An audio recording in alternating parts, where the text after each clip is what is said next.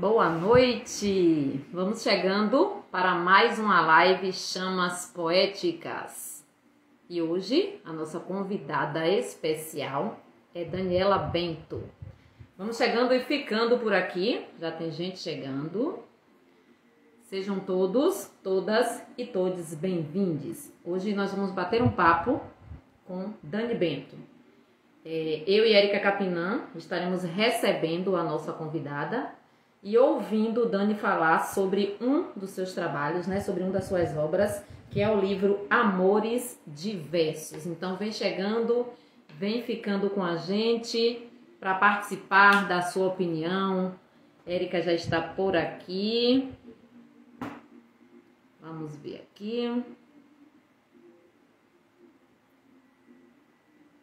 Está por aqui também, só um minutinho, Dani.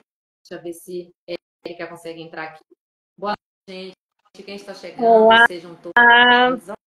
Olá, boa noite. Quanto tempo, hein? Quanto tempo!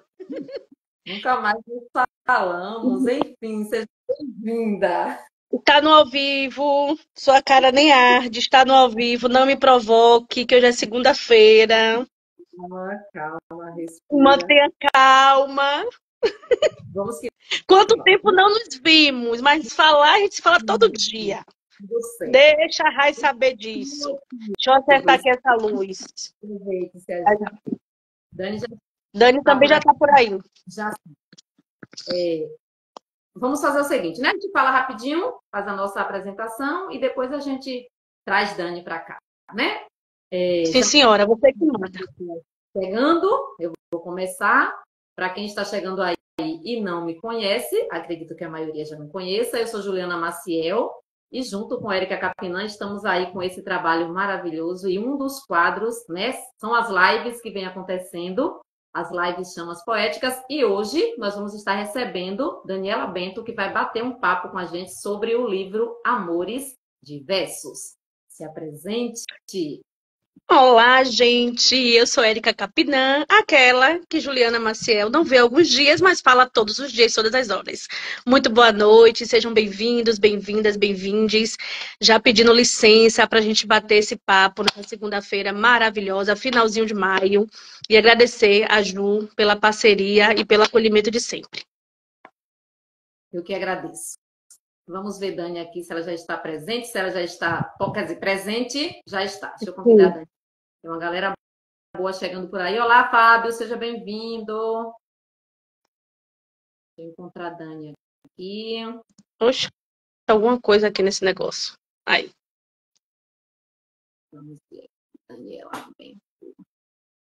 Convite enviado, Dani. Veja aí se você consegue visualizar. Vou deixar você chegar para ver. Olha ela chegando. Chegando com direito a portas abertas. Isso é extremamente poético, com muito significado e significante. Olha essa porta aí da poesia. Quanto tempo, Dani? Dani é quanto tempo, viu, Érica? Dani é. Dani é mesmo online. Boa noite, gente. Boa noite. Gratidão imensa por você ter dito sim, ter aceitado o nosso convite e que a gente faça este papo maravilhoso sobre uma das suas obras, né? Porque o que não lhe falta são obras maravilhosas. Gentileza. Eu tinha me preparado para receber Dani com algumas estrofes, né? Do cordel Amores Diversos. Vamos lá.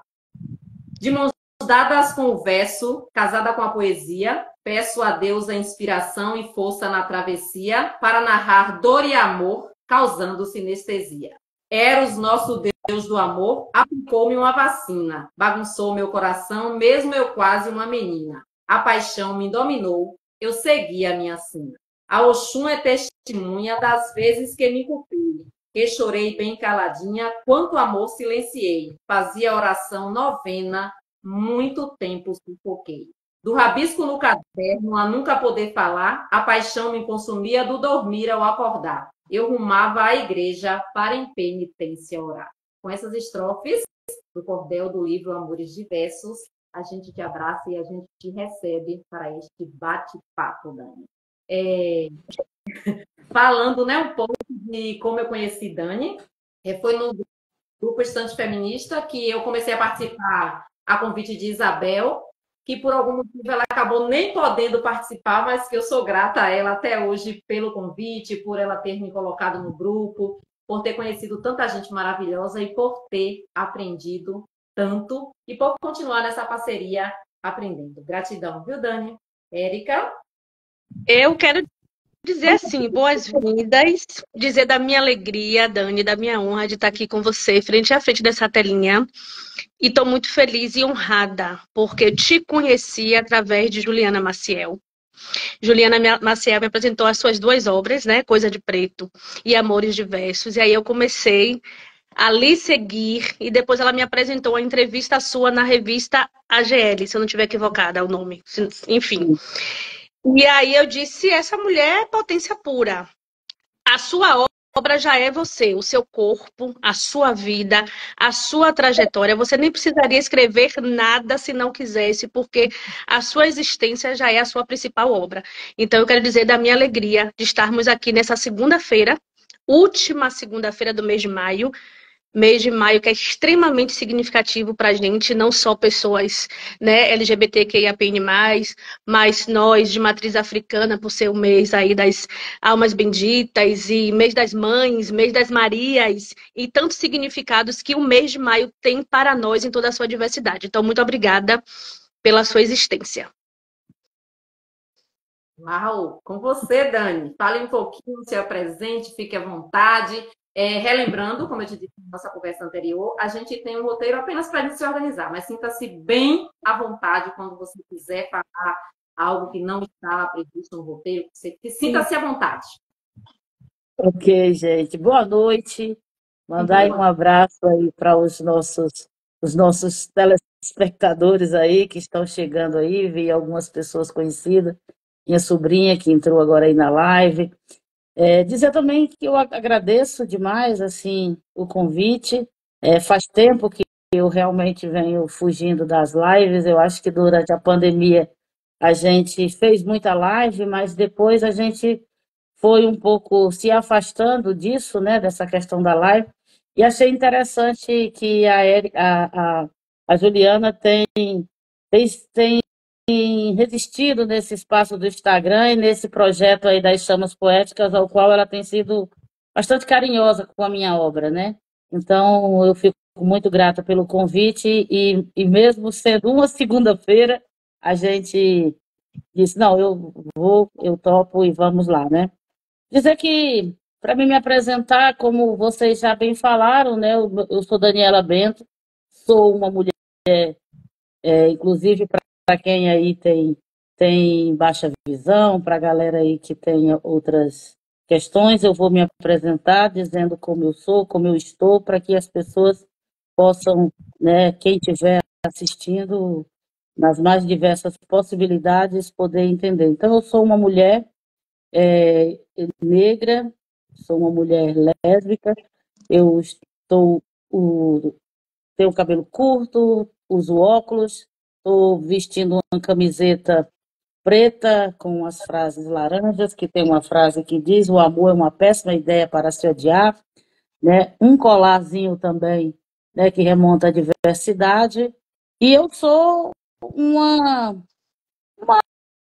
mulher que sou atravessada por várias pautas, por várias questões e que tenho buscado ao longo da minha existência militar de várias formas, e a literatura tem sido também um lugar onde eu tenho buscado contribuir com algumas pautas, com alguns diálogos que são caros à sociedade, que são espinhosos de fazer, mas que são necessários, né? Então, eu tenho buscado dedicar um pouco do meu trabalho, da minha obra, em especial a obra em cordel, já que eu também escrevo em outras modalidades, mas busquei no cordel esse espaço onde eu possa militar de maneira mais direta, mais objetiva, né? Essas pautas que são, para mim, fundamentais, que é a pauta, né, do feminismo, a pauta de gênero na sua totalidade, a pauta LGBTQIAPN+, a pauta racial, dentro dessa questão da pauta racial, as questões das intolerâncias religiosas, né? Tendo em vista que nós somos um país, né, que bebe de várias inspirações de espiritualidades e a gente não pode deixar que uma religião sobreponha sobre as outras com tanta dureza, com tanta agressividade, como nós temos visto nos últimos anos, né, em especial de 2016 para cá, que o Brasil tem tomado esse caminho mais duro do retrocesso. Então, é aí que eu vou atuando. Então, eu fico muito grata quando posso, né, participar e quando as mulheres, né, mulheres em especiais que são minhas parceiras de lutas nessa caminhada, me acolhem e me chamam para a roda de alguma forma. Eu, sempre que posso, gosto de contribuir. Dizer para a Juliana que eu sou, já disse isso para ela, digamos assim, pessoalmente, através de cartas, né? Eu sou uma mulher que escreve cartas, então, de dizer da minha alegria, né, de poder ter cruzado também meu caminho com o dela e de poder me sentir tão acolhida, né, pela Juliana desde o instante feminista e como ela tem abraçado a minha obra. Eu fico, às vezes, eu já disse isso para ela, até um pouco sem graça, porque eu não, assim, eu não sou muito desse lugar muito assim, não, né? Eu gosto mais de fazer as coisas mais no meu cantinho mesmo e tudo. Acho que pessoalmente, assim, nas minhas rodas, até que vai. Mas depois da pandemia, realmente, o espaço de live, esse espaço de coisa, tem sido uma coisa que eu tenho me sentido um pouco mais tímida mesmo para estar presente. Mas agradeço demais o convite e agradeço a insistência de não ter desistido de, de me provocar para estar aqui. Muito obrigada. Foi Estou à uma disposição de persistência, vocês. foi uma persistência pedagógica, não foi uma insistência. É porque as pessoas que te lê, as pessoas que bebem, né, da sua poesia, do seu cordel, a gente quer ver, a gente tem nessa coisa do imaginário, né? De querer Uhum, ouvir. A gente gosta de Djavan, a gente gosta de Maria Bethânia, a gente quer poder ir a um show. A mesma coisa, a gente lê Dani, a gente quer ouvir Dani, a gente quer ver a imagem. Então foi uma persistência pedagógica, vamos dizer assim, de poder estar com você nesses minutinhos. E a gente obrigada. que lhe agradece. Eu que estou aqui toda tímida, sou super falante, mas estou tímida porque estou com duas poetisas, duas pessoas maravilhosas. Mas a gente vai aqui, dentro da pedagogia, fazendo essa ginga e tá tudo certo. E tem muita gente potente, viu? Isabel Nascimento entrou, você tá arrastando multidões para uma segunda-feira. Giovana Ferreira, Jean Ribeiro, uma turma maravilhosa aqui, Ju, com a gente. Que bom, sejam todos, todas, todes bem-vindos. Dani, você faz as coisas no seu cantinho, tudo certo, só que as coisas não estão ficando só no seu cantinho, as coisas estão se e estão chegando. E como quer dizer, é muito bom te ouvir. Sempre que eu tenho a oportunidade, eu acompanho, eu assisto vídeos, e é muito bom, né? Não só te ouvir online, como a gente já tem também falado sobre isso, a gente precisa se ver em algum momento, a gente vai se encontrar. Isso. Gratidão pela sua presença, por sua obra, pelo seu trabalho. E dando início ao nosso bate-papo, né, com algumas perguntas.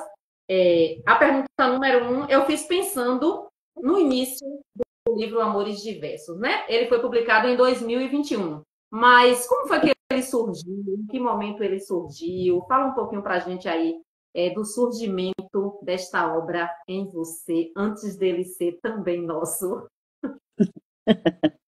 Primeiro eu quero mandar um abraço, então, aí para quem está assistindo, né, para Isabel Nascimento.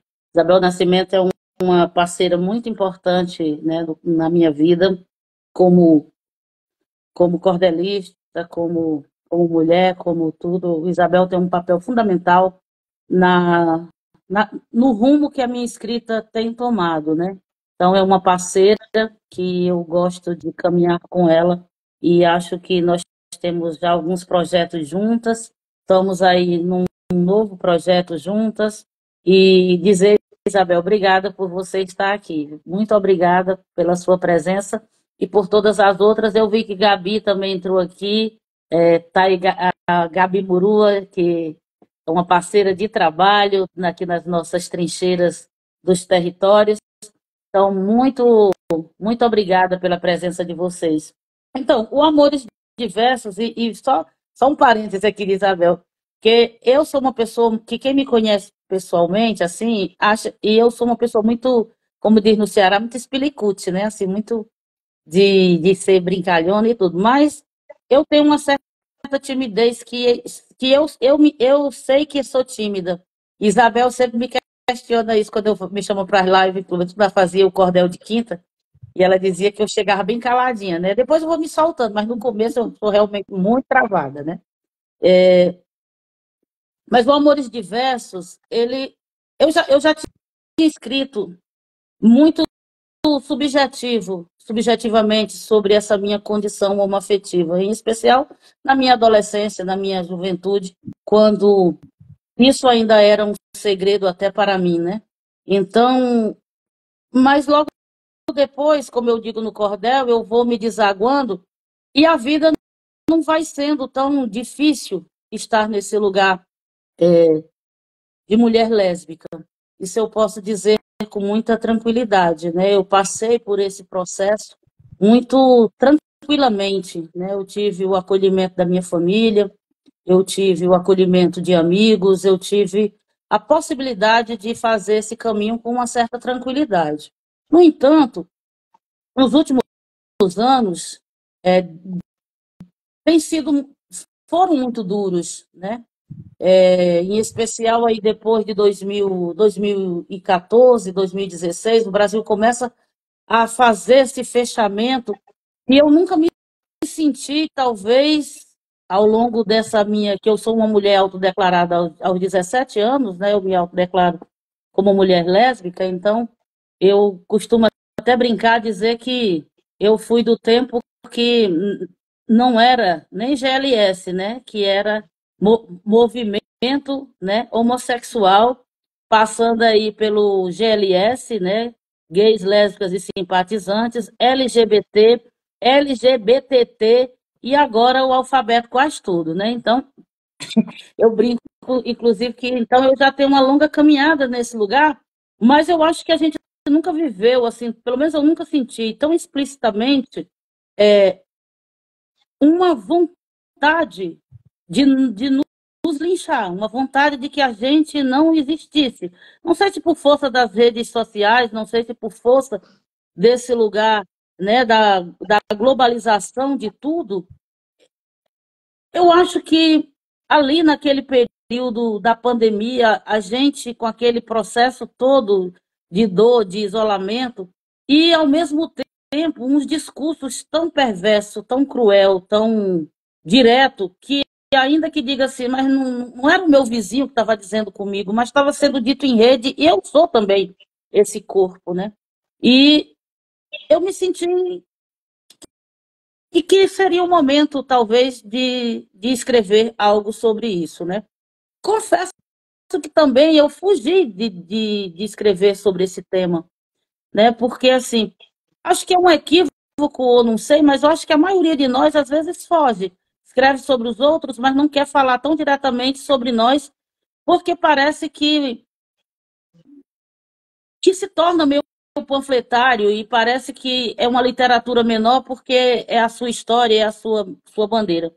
Mas a Iva, que é a minha companheira, me incentivou também a escrever, né? Quando, quando a gente estava aí no advento aí da Lei Aldir Blanc, né? Eu falei que estava com algumas propostas, como sempre eu faço, né? Como algumas propostas de escrita, e ela me incentivou a que eu pudesse escrever sobre isso, né? E para mim foi bom revisitar, inclusive, dores que estavam tão lá dentro de mim e que talvez eu não quisesse me reconectar com elas, né?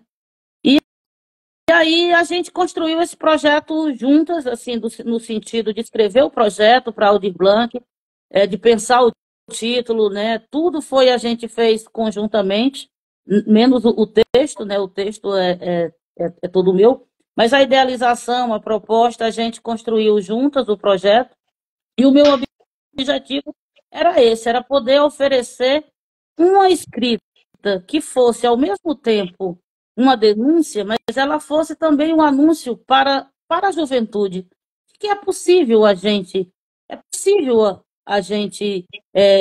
viver num mundo tão homofóbico, num mundo tão transfóbico, num mundo tão cruel, né? Que não nos quer nesse lugar, né? E aí nesse, nesse percorrer todo, eu tinha ficado muito tocada com as três mortes, né? Da Laísa Fortuna, que foi uma trans aqui de Sergipe, a Keron Havak, lá do Ceará, e a Dandara. Então, eu sou muito emotiva, eu sou muito emotiva mesmo, assim. Eu assisto uma notícia no jornal e eu me emociono porque eu entendo que podia ser eu, e podia ser também uma pessoa que caminha comigo, que eu conheço pessoalmente. Então, para cada corpo LGBTQIAPN+, que cai, que tomba, que é espancado, dói em mim também, né? Então, esse cordel, ele é um pouco desse lugar, né? De eu poder dialogar com a sociedade, de que a gente só quer amar e ser feliz. A gente não está aqui para disputar nada com ninguém, a gente não está aqui para nada. A gente só quer viver. De alguma forma, oferecer também uma discussão com as famílias, né? Porque se eu tenho esse lugar de que pude, né, viver e ser acolhida, e isso fez uma diferença e faz uma diferença enorme na minha vida, eu gostaria que outros pais, que outras mães, né? Eu pude passar pela escola pública sem, sem ser tão violentada como eu vejo os meninos e as meninas hoje sendo violentadas. Porque é claro que podemos dizer assim, mas naquele tempo a gente não falava sobre isso. É verdade, a gente não tinha tanta fala sobre isso. É tanto que quando eu fui vendo que eu não estava na caixinha, eu não sabia nem o que era. Mas pelo menos a gente brincava na rua, ninguém me fazia essa leitura de que eu era uma menina é, é, não hétero, a gente não tinha tanta agressividade, né? Embora no meu cordel eu cite algumas coisas, é muito mais, nesse lugar aí é um pouco muito mais o meu direito de dizer das expressões do que a gente escutou, do que a gente ouviu. Eu necessariamente não passei diretamente por isso. Algumas pessoas, né, que me chamaram, né, de sapatão ou alguma coisa, foram exatamente, foi dentro de casa, né? Alguma nazarenga de irmã, quando a gente ainda não tinha nem se autodeclarado. Mas, assim, na escola, eu nunca sofri esse tipo de coisa, como eu vejo hoje no chão da escola, professores agredindo alunos, como vejo é, pais entrando na escola para querer fazer retaliação a propostas pedagógicas que são inclusivas. Então, eu acredito que desse lugar é que surge essa minha vontade de escrever sobre amores diversos, né?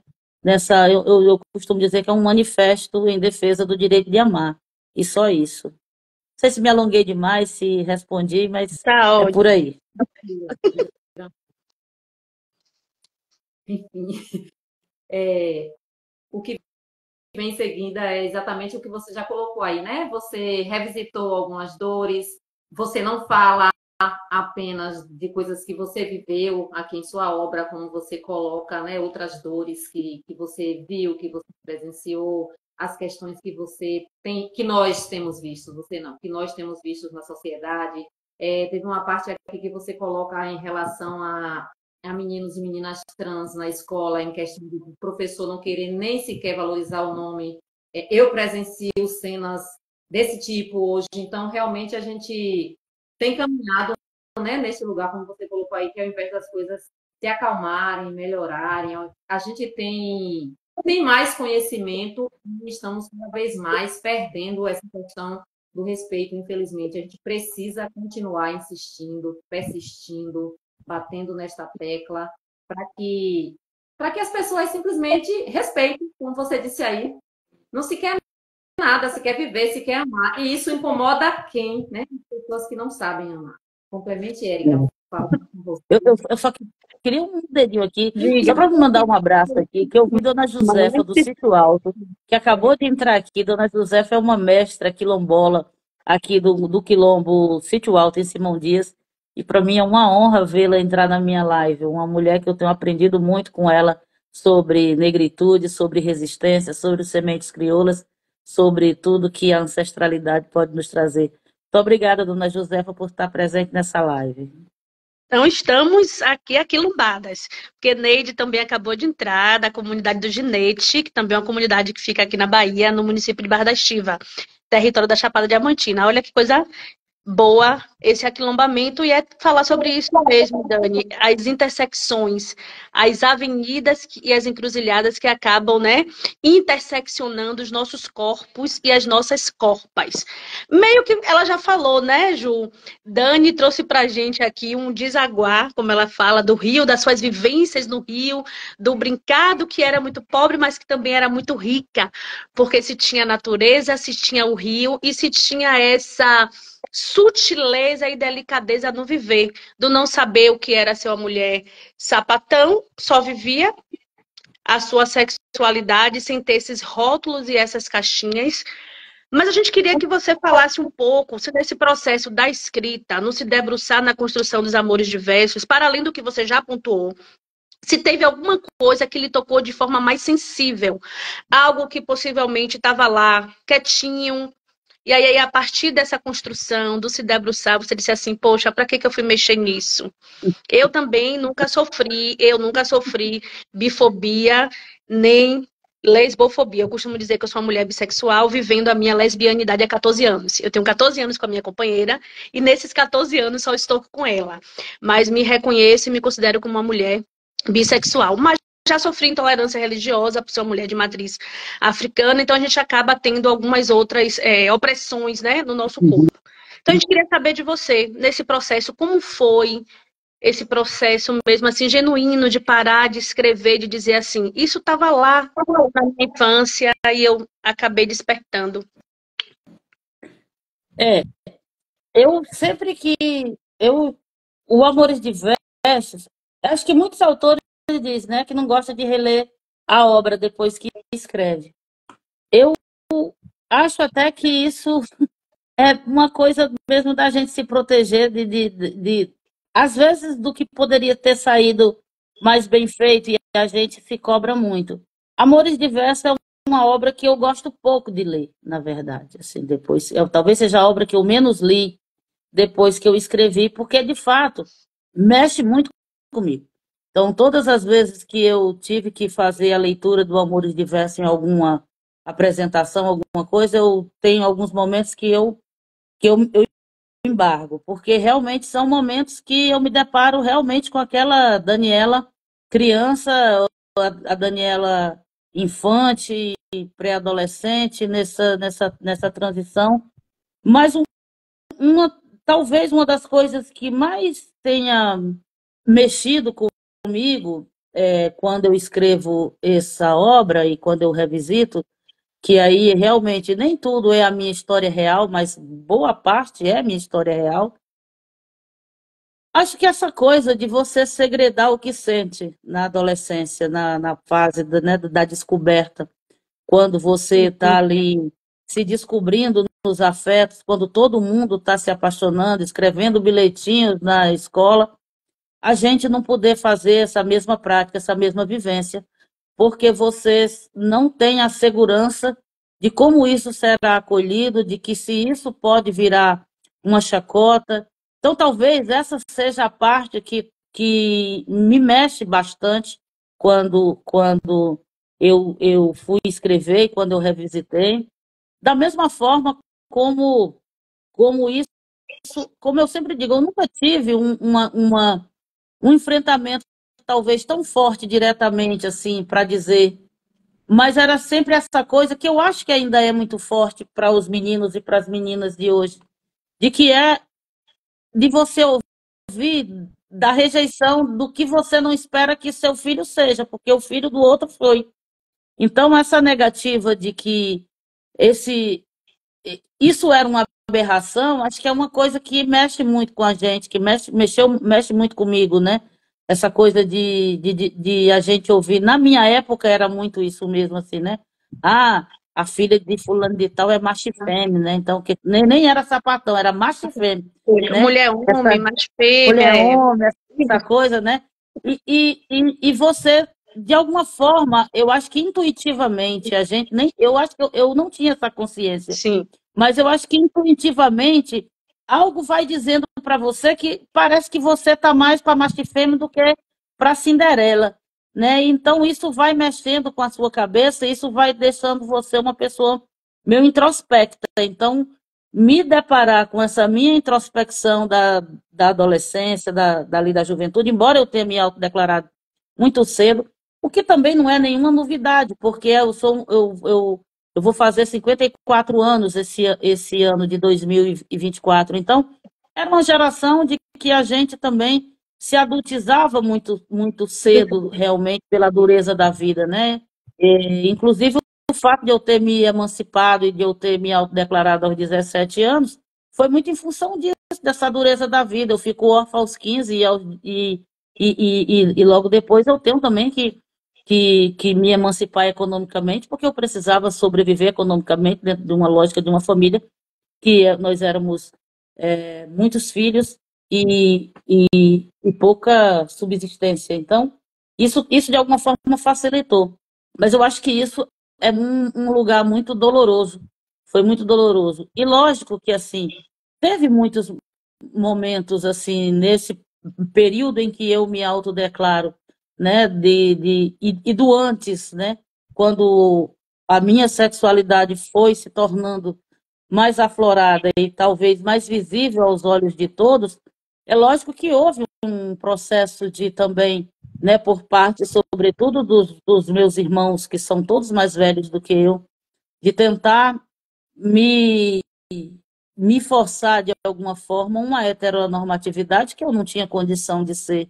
E ao mesmo tempo em que eles me acuavam para um lugar de heteronormatividade e as minhas próprias negativas, né, escusas daquilo que eu não queria, foi um momento difícil. Por outro lado, assim, quando eu realmente me fortaleço e consigo seguir a minha vida, as coisas realmente se ajeitaram no sentido de que eu posso e pude viver e isso ter se tornado de uma forma muito mais tranquila e muito mais possível do que o que eu pensei que seria, né? Então, eu acho que esse lugar do medo, esse lugar da insegurança, de não saber com quem você conta e tudo isso é muito doído nessa obra para mim, muito doído.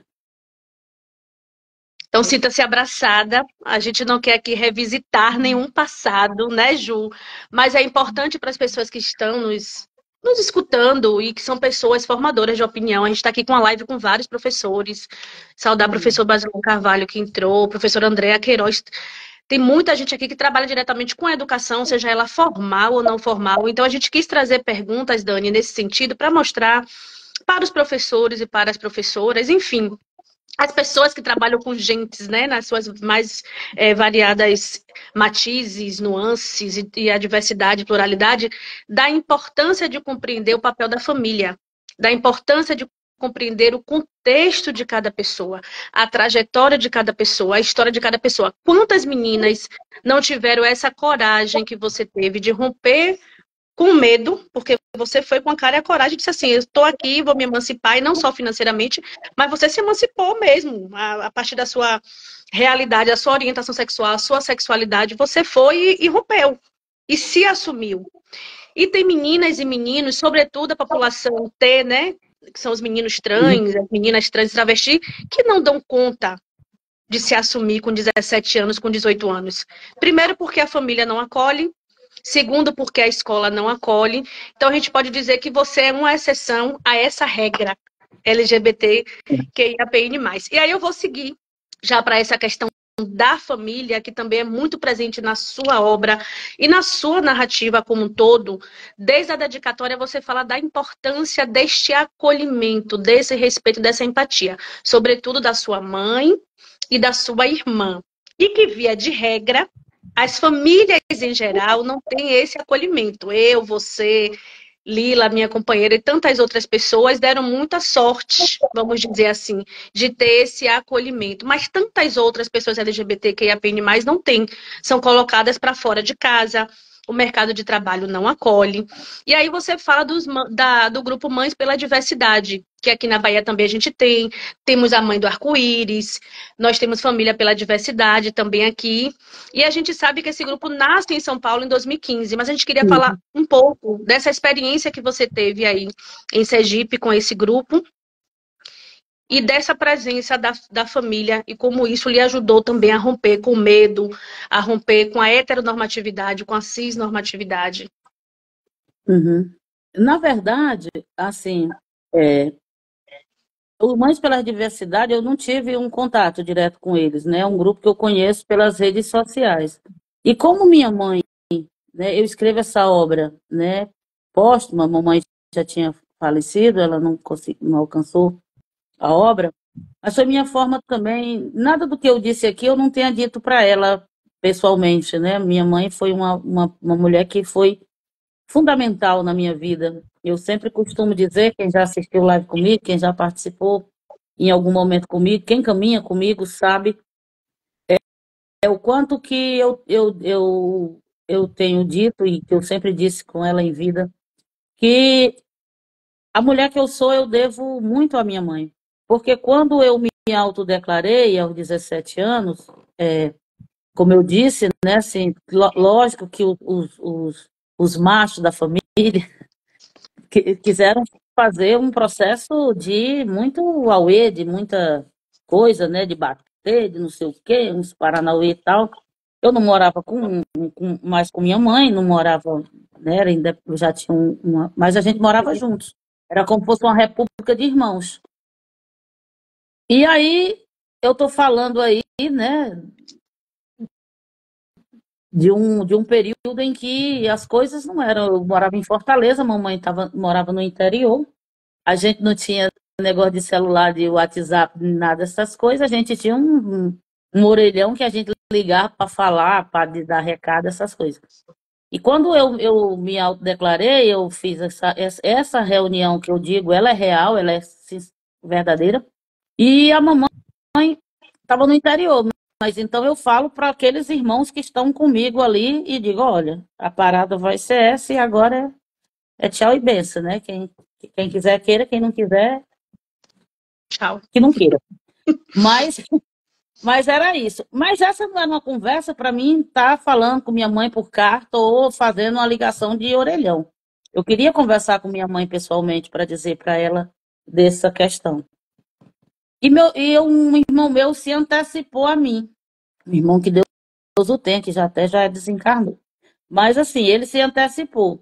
E eu também não sabia muito qual seria a reação da mamãe, né? Se ela iria acolher, se ela iria também fazer o que era também praxe na minha geração, que era a galera virar as costas. Isso. E a mamãe me bancou, né? Então eu acho que isso foi muito importante, porque quando ele falou, se antecipou a mim, e eu já estava ficando com uma menina, e ia ser o casamento da minha irmã, a minha irmã mais nova do que eu, logo na sequência, porque eu tenho duas irmãs mais novas do que eu. Então a minha irmã mais nova ia casar e ela tinha me convidado para ser madrinha de casamento. Eu estava com medo de ir porque eu não sabia agora como é que seria essa situação. Eu agora eu não era mais a Daniela que tinha saído de casa, eu era agora uma Daniela sapatão, assumida, declarada, como é que ia ser. E aí a minha mãe ligou para esse orelhão que tinha perto lá de casa e quem atendeu foi a minha outra irmã. E aí, quando eu cheguei do trabalho, olha, a mamãe ligou e disse que você podia ir com quem você tivesse, que você seria bem recebida. Eu ganhei alma nova, mas também fui com medo, né? Mas fui com a menina, pro casamento da minha irmã. E eu lembro que minha mãe, quando eu cheguei, ela disse assim, para a menina, né? Que estava ganhando uma outra filha. E que ela era bem-vinda lá em casa enquanto ela me fizesse feliz. E que eu ia continuar sendo bem-vinda. Quem não quisesse, que não fosse, mas eu seria. Então, assim, ela me bancou para os meus irmãos. Então, isso fez toda a diferença na lógica familiar. Porque, assim, ela não. Ela disse: olha, ninguém. Eu não estou dizendo que ninguém não venha. Mas quem não quiser vir, não vinha. A Daniela vem. Então, pronto. Isso para mim foi muito importante. E, e aí, o resto da história é isso. A gente foi caminhando. E eu fui, de alguma forma, também, tendo a paciência também de entender que cada um ia ter seu tempo e seu ritmo de entender esse processo, né? E a mamãe foi muito parceira nesse processo aí, né? Inclusive, eu sempre digo que eu tenho a maior felicidade da minha vida, que quando eu casei, que eu sou casada, né? Então, eu fiz a união estável, porque não tinha na época quando eu comecei com a Iva, a gente fez 18 anos agora em maio de casamento, né? De união, e a gente converteu a nossa união estável em 2016, quando o Supremo orientou que os cartórios convertessem, né, e aceitassem ao casamento civil. E a mamãe esteve comigo no cartório, né? Esteve comigo no dia de eu casar. Então, isso para mim é muito importante. E aí, quando eu escrevo esse cordel, eu acredito que a minha mãe, se ela tivesse tido a oportunidade, ela teria integrado as mães pela diversidade, porque o que ela fez por mim foi o que as mães pela diversidade faz, né? Que é acolher seus filhos e, de alguma forma, bancar também para a sociedade, porque a gente precisa entender, e é uma coisa que eu também converso com os jovens e converso com a galera que eu tenho a oportunidade de conversar sobre esse tema, de que a gente, para os nossos pais também, é muito difícil, a sociedade também cobra, porque parece que eles falharam na nossa educação. Então, muitos pais também não têm essa maturidade, né, de entender que não há uma falha de ninguém, não há um erro de ninguém, né, que da mesma forma que eles criaram os outros, eles nos criaram, ou então, nenhum pai educa um filho para ser gay, para ser lésbica, a gente é educado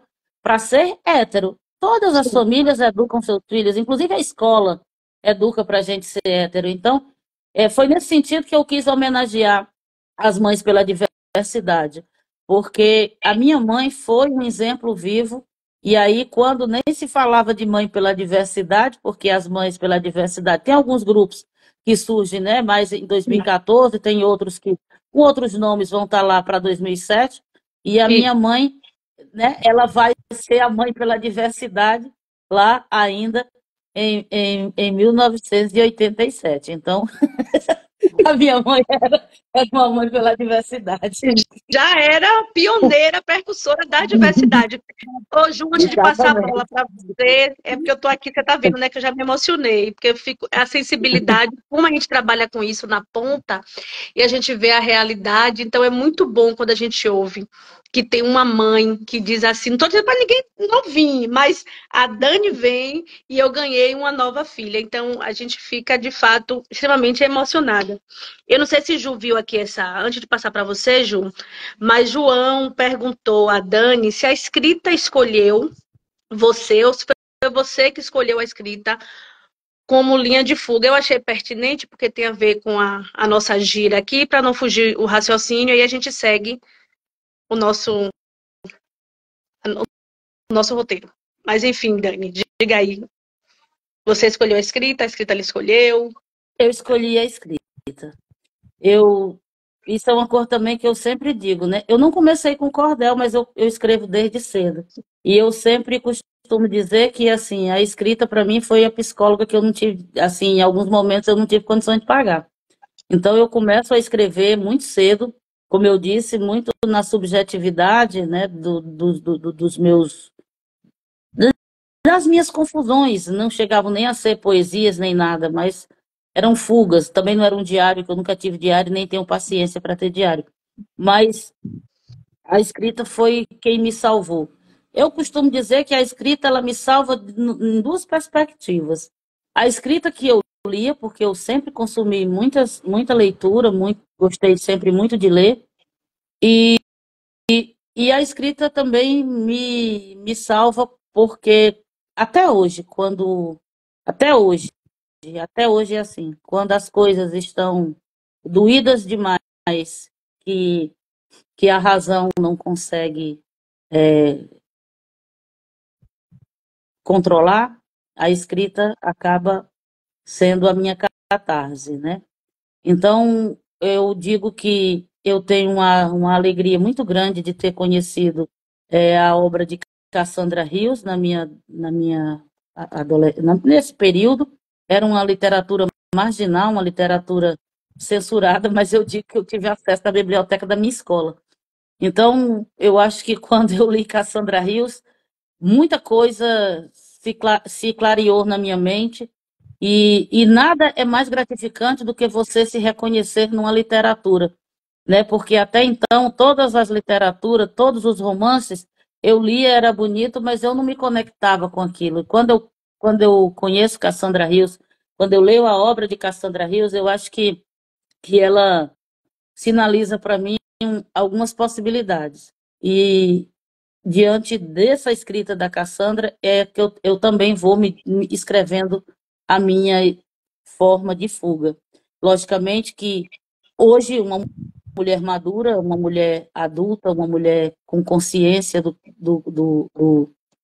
meu lugar também, do meu papel, enquanto uma mulher também que tive acesso, né, à universidade, que também tive acesso ao estudo e tudo, a minha escrita ela é intencional das pautas que eu quero, mas para mim fui eu que busquei a escrita. Eu acho que se eu tivesse ficado esperando, acho que ela não tinha chegado, não.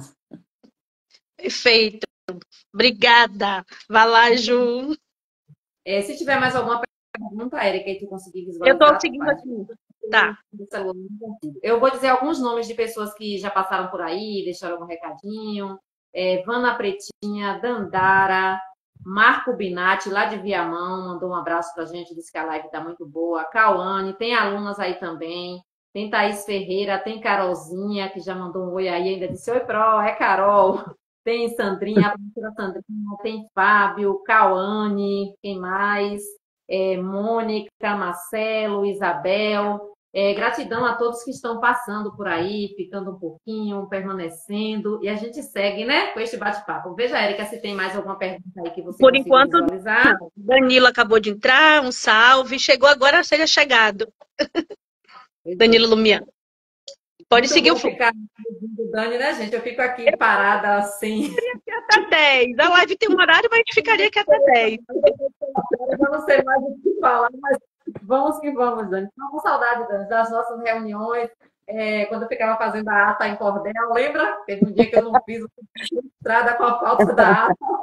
Não é, rapaz? Tempo bom, né? Temos que voltar. Concordo plenamente. Uma das questões que nós temos aqui foi sobre, né, o ilustrador do seu livro, que é o Ricardo Wagner, e a apresentação de Felizes da Penha, que também mediou com você o Estande Feminista. E a gente gostaria de saber como foi essa partilha de vocês, esse encontro na construção dessa sua obra, por favor. Ricardo é um companheiro também de longas datas, né? Cearense. A gente se conheceu faz muito tempo, né? A partir da articulação semiárido brasileiro, quando eu ainda estava no Ceará. E o Ricardo, ele tem, nos últimos tempos, ele vinha trabalhando com sistematização gráfica e fazendo algumas questões nesse sentido de trabalhar essa relatoria gráfica em alguns eventos.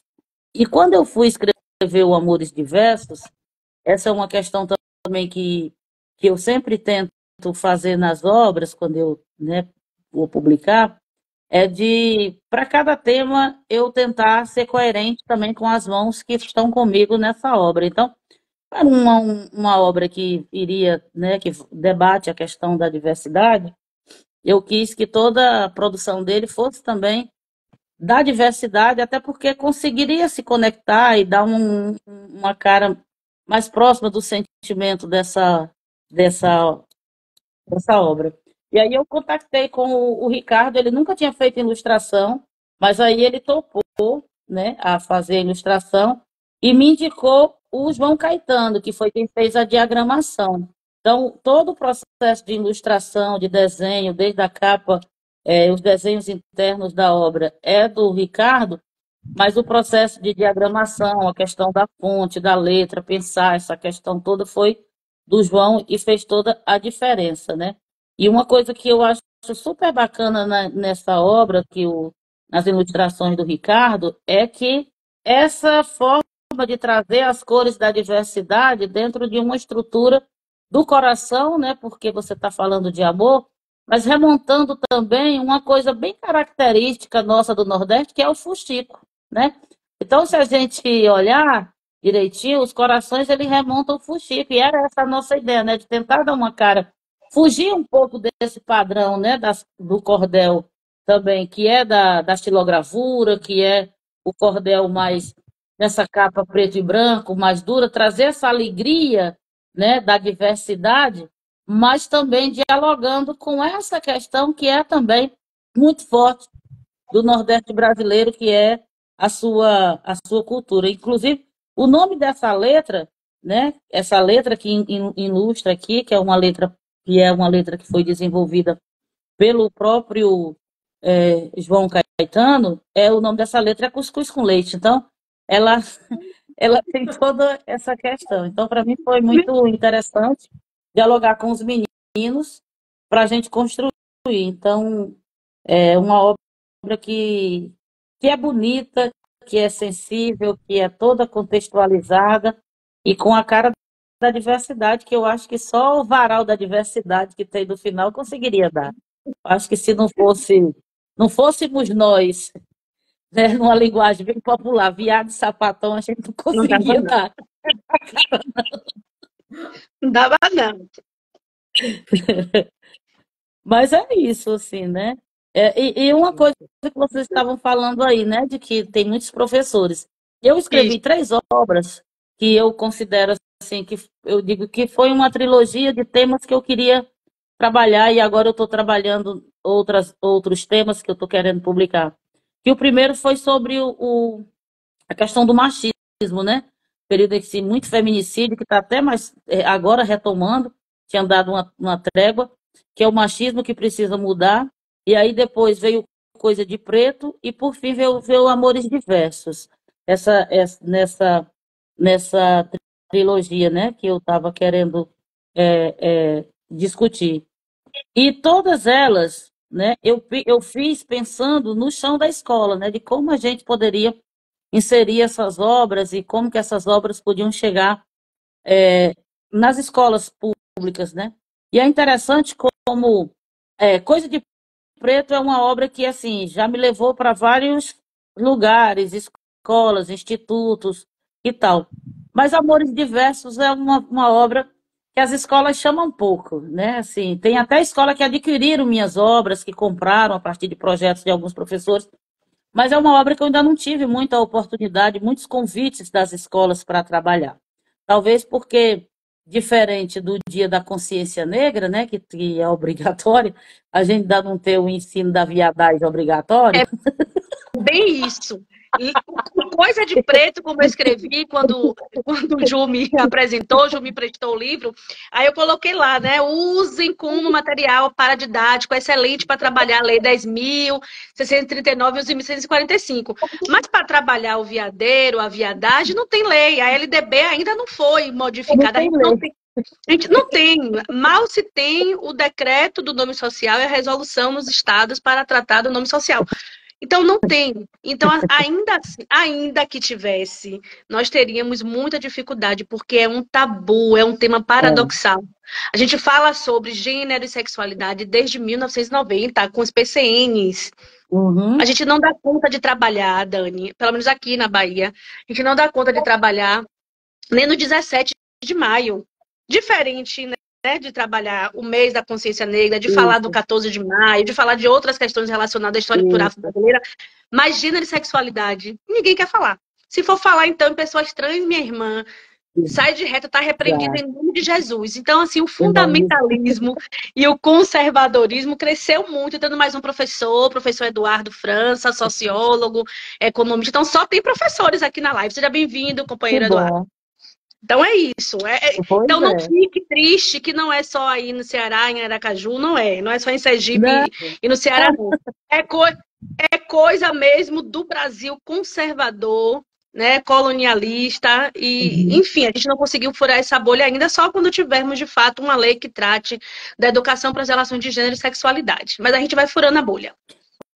Vamos sim, vamos sim. Vamos. Então, acho que uma live como essa é muito importante também para dizer, né, de que existem obras. Às vezes, uma coisa que também me provoca é que, às vezes, não, a gente não trabalha sistema porque a gente não tem livro, a gente não tem material.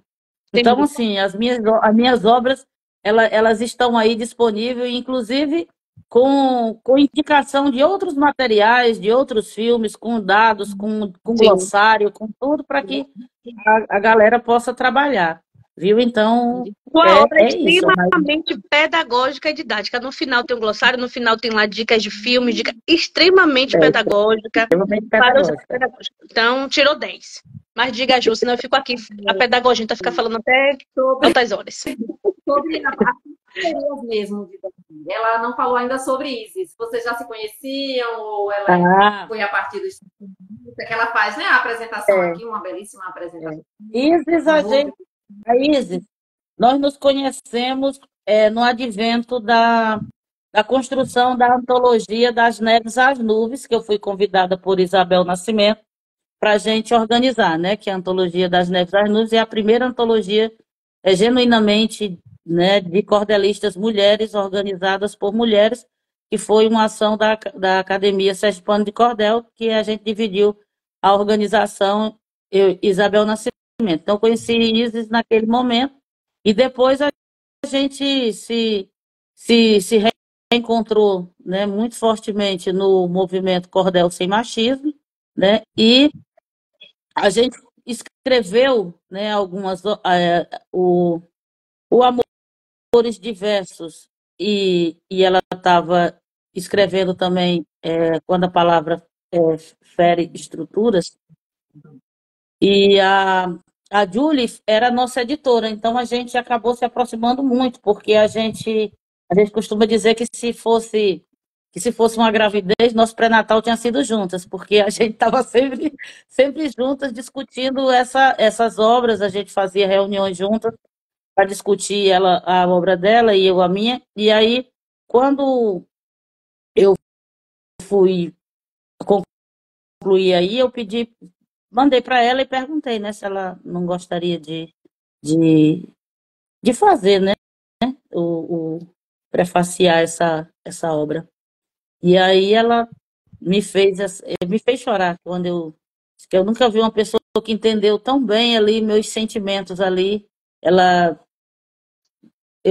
Quando eu li, eu chorei de novo porque ela foi muito muito forte ali na leitura dos meus sentimentos, né? E aí também eu fiquei pensando, porque eu falei muito, né, nesses corpos trans, porque, assim, logicamente que dentro da comunidade LGBTQIAPN+, a gente sabe quanto que os corpos trans são também discriminados dentro da comunidade. E, logicamente, que eu também, sendo uma mulher lésbica, eu jamais posso me achar no direito de querer falar, né, desse lugar. Por mais sensibilidade que eu tenha, eu fiquei preocupada se eu tinha, né, conseguido ser fiel sem ferir também esses outros sentimentos. E aí eu disse, Isabel, inclusive, Nascimento, foi quem sugeriu, assim, seria interessante que você visse uma pessoa trans para fazer, né, a apresentação.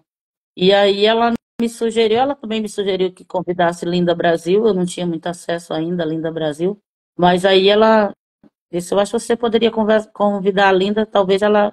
E aí para mim foi muito interessante, porque a Linda é uma mulher trans, e quando eu mandei a obra para ela, o texto para ela, e perguntei se ela, né, poderia fazer a apresentação, ela foi muito receptiva e fez a apresentação também muito, muito bem feita e muito, muito interessante. E hoje a gente pode dizer assim de que Linda também tem sido uma parceria muito interessante nesse diálogo com a obra e também com o que ela é uma militante, ativista muito da comunidade aqui no estado. Tem sido uma parceira também muito forte também da minha obra e de outras questões aqui no estado comigo.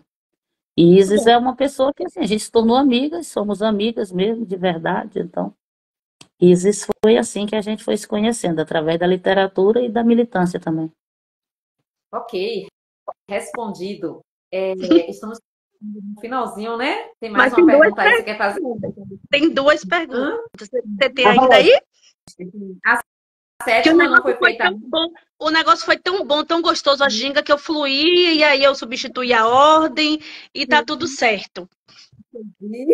Vamos lá. Então, você tem uma pergunta ainda? Eu tenho duas perguntas aqui, de duas pessoas que estão acompanhando, né?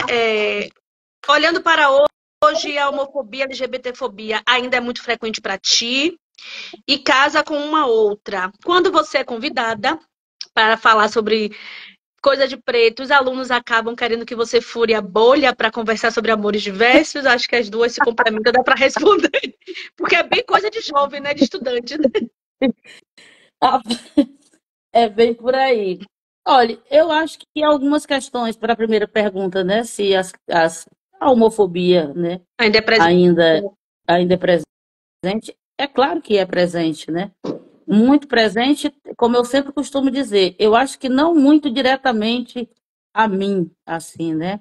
Eu costumo dizer que, de alguma forma, nos espaços assim onde eu vou, onde eu frequento com a Iva, geralmente a gente não, a gente é muito bem acolhida. Inclusive, para um exemplo, agora a gente nós fizemos aniversário de 18 anos e é no mesmo dia de aniversário da Iva e a gente foi para uma pousada aqui da região, uma de Alagoas aqui, que a gente foi passar o final de semana lá. Eu fiz a reserva, tudo, e a gente foi, a gente chegou e nós fomos lá para o espaço, estava tirando umas fotos, tentando tirar umas fotos da gente. Chegou a menina do espaço e perguntou: Vocês são um casal? A gente disse: Somos. Ela disse: Vocês são muito lindas. Quer que eu tire a foto? Então, assim, a gente, via de regra, a gente é acolhida, né? O que talvez seja pelo inusitado, realmente, assim, nós somos duas senhoras, né, assim, já, não é? Então, assim, a gente é muito afetiva, né, uma com a outra, eu acho que mesmo se transcende, eu acho um pouco disso, então, a gente não tem muito, a gente está no supermercado, a gente é tranquilo, a gente, na cidadezinha que a gente mora aqui, que é uma cidade pequena do interior, mas, inclusive, quando a gente vai no mercado, que às vezes a Iva não pode ir, eu vou só, as pessoas perguntam, cadê a outra? Né? Então, assim, já é o costume de ver a gente junto. Às vezes eu chego em casa e eu digo, Iva, eu não tenho outra, mas me perguntaram, eu acho que era você. A gente brinca com isso. Mas é lógico que, assim, eu acho que nos últimos tempos eu vivi duas situações que para mim foi inusitada, que eu nunca vivi na minha vida toda, assim, por esses dois momentos. Um foi que a gente estava em Maceió, a gente estava caminhando no calçadão, lá numa praia, nem lembro agora qual era. A gente estava caminhando de boa no finalzinho de tarde, a gente estava hospedada na orla, a gente estava caminhando. Passou um cara no carro, assim, do nada, e ficou gritando, chamando a gente de sapatão. Achei isso desnecessário, assim. Eu acho que foi uma coisa assim que eu nunca tinha passado. E outra vez foi que eu tinha botado o carro na revisão e precisava ir na cidadezinha vizinha, que é aqui pertinho. A gente pegou um desses carros de horário que leva, né? Esses táxis que faz carro de horário. E inclusive na oficina pegar o carro. E assim, o cara do carro, todo mundo sabe. E aí ele puxou um papo assim dessas coisas, sabe? De pecado, não sei de quê, de que eu assim, eu acho que essas coisas foi o que mais assim, me atravessou assim, nos últimos tempos. Mas via de regra são fatos isolados. Quando eu vou, às vezes, o meu trabalho, eu sou extremamente acolhida, né? Trabalho com pescador, com pescadora, com marisqueira, eu sou super acolhida, né? Assim, inclusive, um exemplo que a gente teve do movimento aqui das marisqueiras, que iam fazer um encontro e num espaço lá onde havia uma restrição nesse sentido da um lugar preconceituoso, né? E elas, inclusive, desmarcaram o lugar, não fizeram lá exatamente em respeito a mim e uma outra companheira que é das assessorias e que disseram, não, a gente não vai submeter vocês a isso e a gente não vai fazer lá, a gente não vai, a gente já deixou claro que lá a gente não faz por causa disso, disso, disso, disso. Então eu acho que eu sou muito acolhida. Já no espaço de trabalho, né, às vezes assim, né, que esse espaço escolar, eu acho que é mais pesado, assim, às vezes eu sinto que quando eu, às vezes, não todo mundo, mas assim, às vezes quando eu vou buscar a Iva no trabalho, quando eu chego na escola, eu sinto que para algumas pessoas isso ainda é um certo incômodo, mas também não chegam a dizer nada, é aquele incômodo velado, né? Eu faço de conta que você não existe, você sente as flechadas, né? De preconceito, mas a gente segue e ninguém tá nem, não tem o que dar satisfação, elas não pagam meu pão nosso de cada dia, então. Mas eu acho que o espaço da escola e o espaço educacional, onde deveria haver mais uma acessibilidade, eu penso que ainda é o espaço, talvez, que a gente enfrente um dos maiores problemas de acolhimento, talvez seja onde eu me sinta ainda mais atravessada, seja nesse espaço mais formal da educação. Mesmo quando eu vou em alguma escola dar alguma palestra, que algum professor chama, a gente sente que sempre tem uma galera que lhe olha meio atravessada. Agora, em relação aos alunos, propriamente dito, eles sempre me acolhem super bem, e isso é muito recorrente, de quando me chamam para discutir uma obra minha, eles quererem atravessar para falar sobre essa questão homoafetiva, né? Então, a gente está sempre driblando essas duas questões, às vezes tentando conversar com o professor que convidou, olha, a gente, né, sei que não era o tema, a gente responde algumas coisas, brinca, deixa aí de ressalva para a gente fazer um outro momento, a gente volta para discutir essa outra obra, mas existe realmente uma vontade grande dos alunos em querer discutir essa obra. Por outro lado, eu acho que as escolas é que não querem discutir essa obra, né? Os professores não querem, mas os alunos querem. Mas pegando sua fala, é preciso a gente ter paciência, né? Eu também falo muito isso nas minhas andanças. Tenhamos paciência com os mais velhos, tenhamos paciência com os nossos pais, com as nossas mães, com os nossos avós. Então é preciso também ter paciência com essa geração docente que foi formada há 20, 30 anos atrás, que participou de um curso de magistério, de uma pedagogia, de uma licenciatura. E a gente vai aos poucos também com muito amor. A palavra de ordem dessa live foi amor, o amor que transcende, o amor que é natural. E a gente vai com amor também permeando aí a educação. Mas diga, dona Ju.